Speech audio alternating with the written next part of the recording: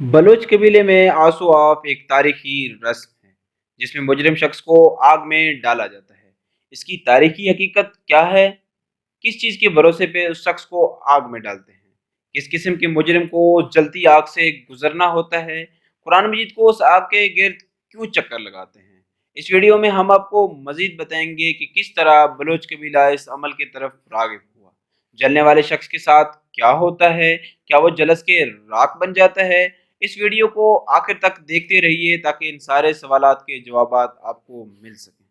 ये बलूची तरीक़े फ़ैसला बहादुरी और भरोसे की एक दास्तान है। इस तरीक़े फ़ैसले को बलूची ज़बान में आसो आफ कहते हैं। लफ्ज़ी मतलब आग व पानी बनता है। जब दो फरीक किसी मसले को सरदार के पास ले जाते हैं तो कबीले का सरदार ये तरीका अपनाता है, क्योंकि कबीले के पास सीसीटीवी या फिर तफ्तीश का कोई आला मौजूद नहीं होता।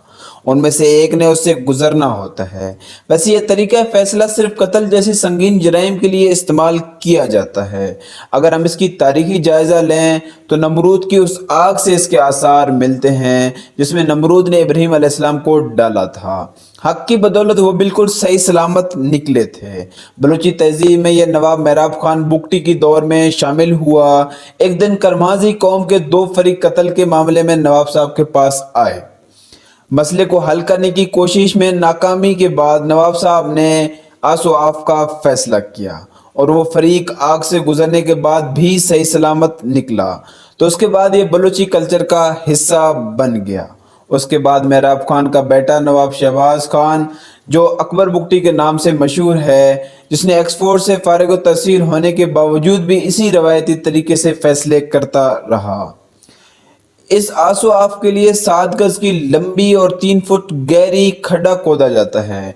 उसको खुश्क लकड़ियों से भर दिया जाता है, फिर उनको आग लगा दिया जाता है और जब वो लकड़ियां जलकर सुर्ख अंगारे बनती हैं तो उसके गर्द कुरान मजीद के साथ चक्कर लगाए जाते हैं।